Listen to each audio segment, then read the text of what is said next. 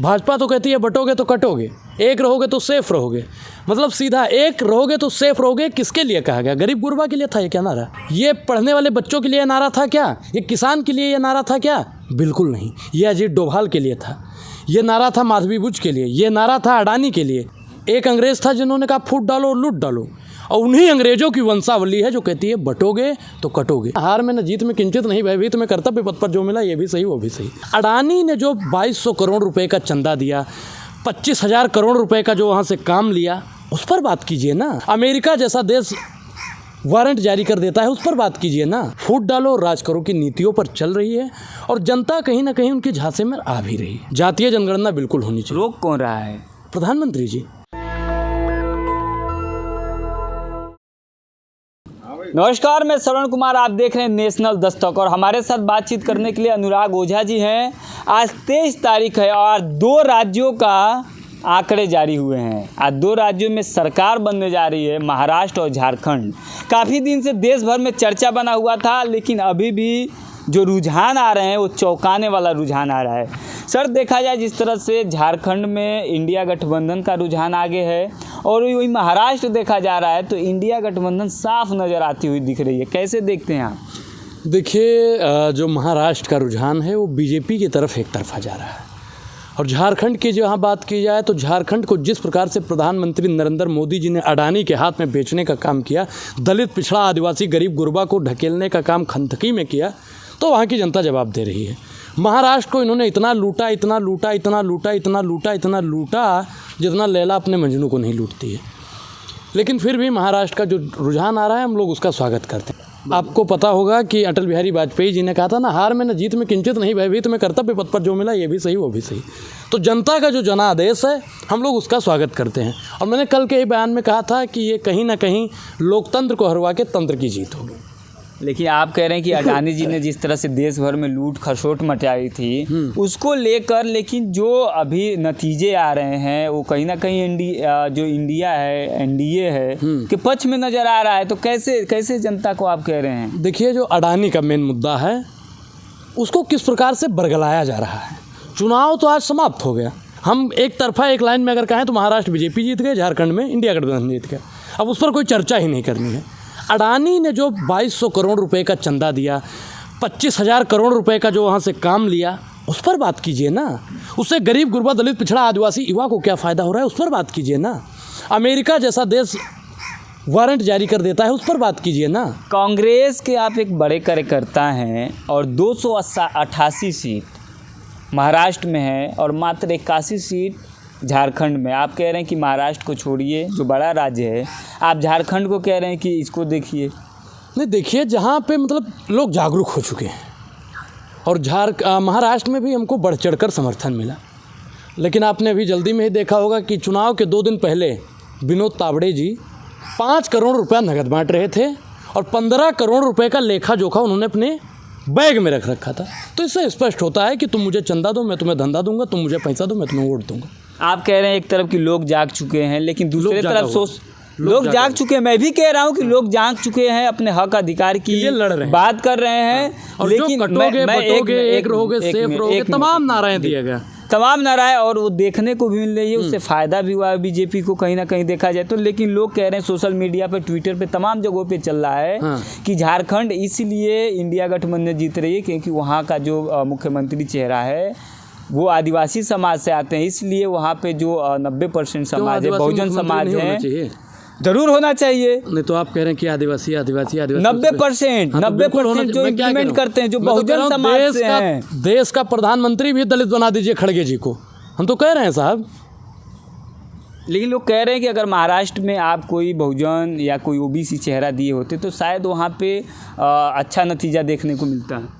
देखिए, वो पार्टी की गाइडलाइन होती है, अनुराग ओझा नहीं तय करता है कि पार्टी किसको बनाएगी, कि ओबीसी चेहरा देगी या दलित चेहरा देगी या फिर जर्नल देगी या ब्राह्मण देगी या समर देगी या ठाकुर देगी।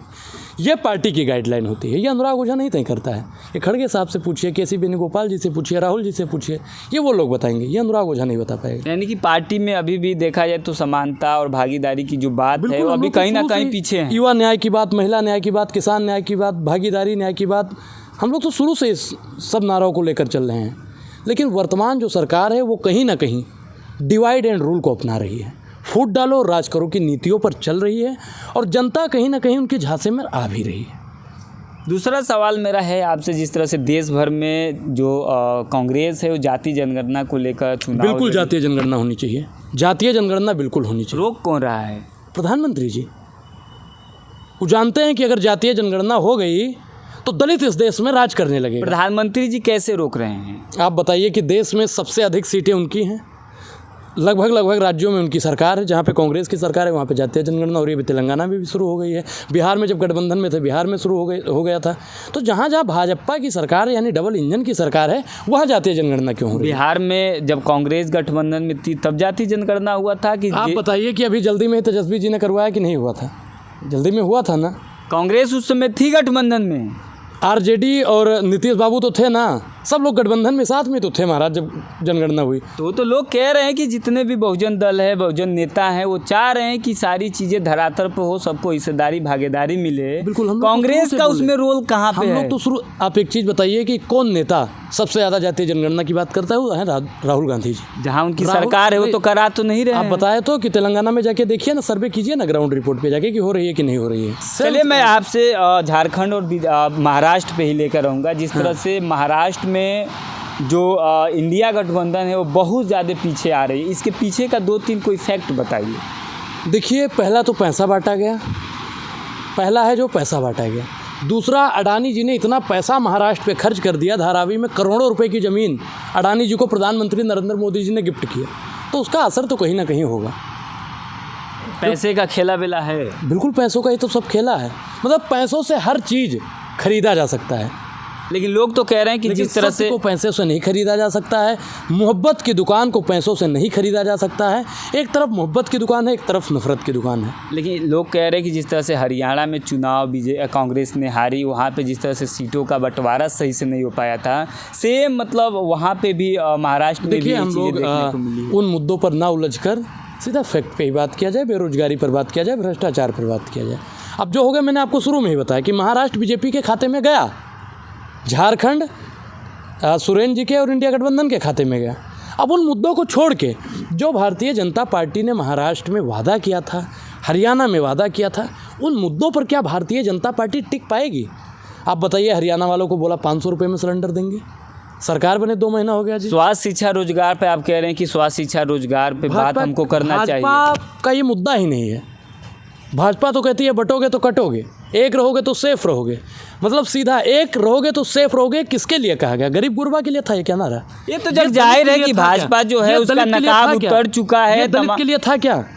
ये अनुराग ओझा के लिए नारा था क्या? ये पढ़ने वाले बच्चों के लिए नारा था क्या? ये किसान के लिए ये नारा था क्या? बिल्कुल नहीं। ये अजीत डोभाल के लिए था, ये नारा था माधवी बुच के लिए, ये नारा था अडानी के लिए, ये नारा था अंबानी के लिए, ये नारा था अमित शाह के लिए, ये नारा था गौतम अडानी के लिए। लेकिन देखा जाए तो देश भर में जो भाजपा का चेहरा है वो एक्सपोज हो चुका है। लेकिन सवाल उठता है कि जो विपक्ष के लोग हैं, विपक्ष की जो राजनीतिक पार्टियां, वो क्या कर रही हैं? विपक्ष की पार्टियां लगातार सत्ताधारियों से सवाल पूछ रही है, जो हर जुल्म से टकराए मैं वो आंधी बनाऊंगा, नए अंग्रेज आए हैं, नया गांधी बनाऊंगा। हमारा नया गांधी तैयार है। अंग्रेज कौन है? अंग्रेज, एक अंग्रेज था जिन्होंने कहा फूट डालो और लूट डालो, और उन्हीं अंग्रेजों की वंशावली है जो कहती है बटोगे तो कटोगे। देखिए, महाराष्ट्र को इन्होंने लूटने का पहले से ही प्लान बना रखा था, जिस प्रकार से चंदा धंधा वाली राजनीति। और हम लोग विपक्ष में हैं और इतनी मजबूती के साथ में है, इतनी मजबूती के साथ में है कि भारतीय जनता पार्टी की किसी भी ऐसी विचारधारा और ऐसी नीतियों को लागू नहीं होने देंगे जिससे हमारी महाराष्ट्र की जनता का नुकसान हो।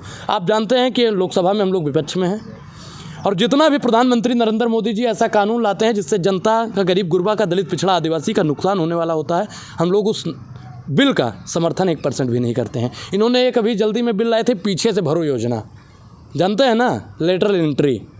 लेटरल एंट्री उन्होंने खत्म किया है, कांग्रेस के दौर से आ रहा है। सर कहाँ है आप सुनते नहीं हैं, यही आप में एक बड़ी कमी है, यही आपकी एक सबसे बड़ी है, आप कमी सुनते नहीं। लेटरल एंट्री कौन लाया था? सुनिए, विरोध हम लोगों ने बंद करवाया ना उसको।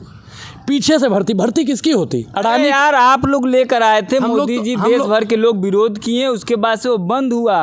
देखिए, हम लोग तो बहुत चीज़ लेकर आए थे। IIT हम लेकर आए, एम्स हम लेकर आए, बड़े बड़े पुल हमने बनाया, बड़े बड़ी यूनिवर्सिटी हमने बनाई, प्रधानमंत्री जी ने क्या बनाया? शौचालय बनाया। नालंदा और देश को- तक्षशिला विश्वविद्यालय देश का को विषय है ना, बेवकूफ कांग्रेस को ही जाता है। आप लोग ऐसे जिस तरह से आप बात करते हैं ना, हमें लगता है कि नालंदा और तक्षशिला जैसे जो यूनिवर्सिटी हुआ करती थी वो भी सरे कांग्रेस को दे देना चाहिए।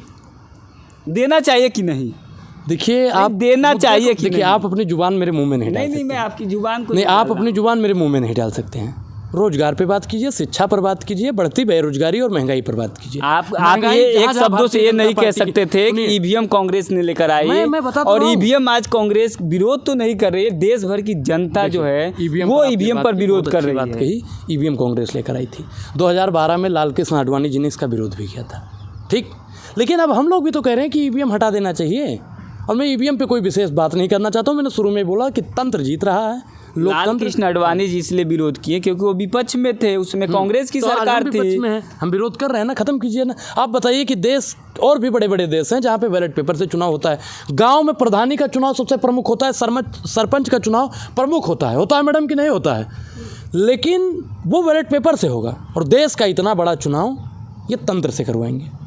चलिए, तो ये अनुराग ओझा जी थे। जिस तरह से झारखंड और महाराष्ट्र का जो चुनाव है वो काफ़ी, जो नतीजे आ रहे हैं, जो रुझान आ रहा है वो काफ़ी चौंकाने वाला है। क्योंकि देश भर में एक ही नारा चल रहा था कि इस बार बीजेपी को हटाओ। जिस तरह से उनके बेबाक बोलते हैं, जिस तरह से विवादित बयान दिए जा रहे थे, कटेंगे तो बटेंगे, बेटी छीन लेंगे, रोटी छीन लेंगे, ज़मीन हड़प लेंगे, मिट्टी में दफना देंगे, इस तरह के जितने भी विवादित बयान आ रहे थे, देश की जनता उनसे दूर होती जा रही थी। लेकिन क्या वजह है जो रुझान आ रहे हैं? ईवीएम और चुनाव आयोग पे हमेशा सवाल उठते आए हैं। आप क्या सोचते हैं? हमें कमेंट में ज़रूर बताइए। शुक्रिया। नेशनल दस्तक की आपसे गुजारिश है कि अगर इसको बचाना चाहते हैं तो नेशनल दस्तक को सब्सक्राइब करने के लिए रेड कलर के सब्सक्राइब बटन को दबाएं, फिर बेल आइकन की घंटी दबाएं। नेशनल दस्तक को बचाने के लिए बहुत जरूरी है कि हर खबर को शेयर करें, लाइक करें, कमेंट जरूर करें।